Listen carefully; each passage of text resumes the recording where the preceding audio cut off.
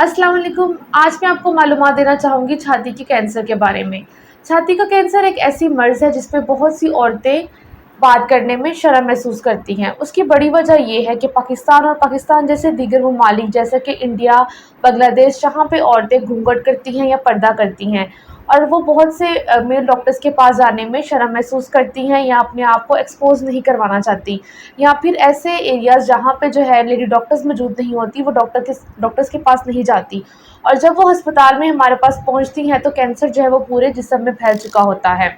अपनी इस वीडियो में मैं बात करूँगी छाती के कैंसर की वजूहात के मुतालिक, उसकी अलामतों के बारे में और किस तरह हम उससे बच सकते हैं। सबसे पहले बात करते हैं इसकी कॉजेज़ या वजूहात के बारे में।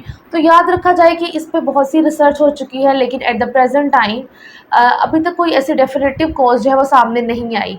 लेकिन इस बात को ज़हन में रखा जाए कि जेनेटिक कॉजेज़ जो है उसमें से एक इसकी बड़ी वजह है। ख़ास तौर पर अगर आपकी मैटरनल साइड पे या आपकी वालदा को या आपकी वालदा की वालदा को कैंसर रह चुका है, या अगर आपकी किसी बड़ी बहन में जो है वो इस मर्ज़ की जो है वो अलामत रह चुकी है, तो उसको जो है आप बिल्कुल भी नज़रअंदाज ना करें। आपको फ़ौरी ज़रूरत है कि आप डॉक्टर के पास जाएँ या आप अपना सेल्फ़ एग्ज़ामिनेशन या अपना मुआयना करें। अब हम बात करते हैं इसकी अलामतों पे। सबसे बड़ी अलामत, सबसे कॉमन जो अलामत जो कोई भी औरत जो महसूस करती है वो है कि उसको छाती में गिल्टी महसूस होती है। आपने देखना है कि इस गिल्टी का साइज़ जो है वो कम ज़्यादा तो नहीं हो रहा। इसके अलावा जो है ये जो गिल्टी है ये आपकी माहवारी के साथ मुंसलिक तो नहीं है।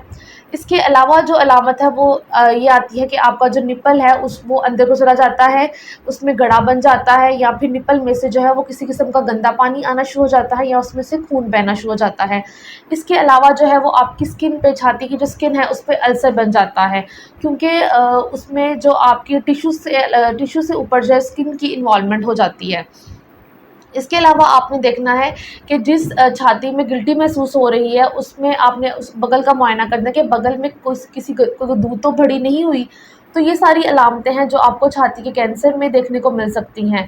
ज़रूरत इस बात की है कि आप जो है वो घर पे भी अपना एग्ज़ामिनेशन जो है वो हर माह करते रहें, ख़ास तौर पर वो औरतें जिनकी फैमिली हिस्ट्री पॉज़िटिव है। अब मैं बात करती हूँ इससे बचा किस तरह से जा सकता है, इसके प्रिवेंटिव मेजर्स क्या हैं। तो तमाम औरतें ये, क्योंकि कैंसर जो है वो किसी भी जो है वो एज पे हो सकता है, इसकी कोई जो ख़ास उम्र जो है वो नहीं है। लेकिन ज़रूरत इस बात की है कि जिनकी फैमिली हिस्ट्री पॉज़िटिव है, जिनकी वालदा में या वालदा की वालदा में जो है ये बीमारी मौजूद रही है, उनमें जो है उनको ज़्यादा इस पे तवज्जो देने की ज़रूरत है। और इसमें जो टेस्ट हम लोग कराते हैं वो 2 तरह के हैं, अल्ट्रासाउंड और मैमोग्राफ़ी। अल्ट्रासाउंड जो है, जो 35 साल से कम उम्र ख़वातीन हैं उनमें हम अल्ट्रासाउंड कराएँगे। एक बहुत ही चीपेस्ट टेस्ट है जिससे तशख़ीस की जाती है, और अगर अल्ट्रासाउंड में कोई मसला आया है तो उसके बाद आप छाती का कोई टुकड़ा लेकर उसका जो है उसकी बायोप्सी करवाते हैं। इसके अलावा दूसरी तरफ मैमोग्राफ़ी है। मैमोग्राफ़ी जो है वो हम 35 साल से ज़्यादा उम्र की औरतों में एडवाइस करते हैं, और ख़ास तौर पर जिनमें फैमिली हिस्ट्री पॉज़िटिव रह चुकी है उसमें हम लोग एनुअली जो है या हर साल के बाद जो है वो उनकी मैमोग्राफ़ी कराते हैं, ताकि उनकी बर वक़्त जो है वो तशख़ीस हो सके। This is all about breast cancer. Thank you so much.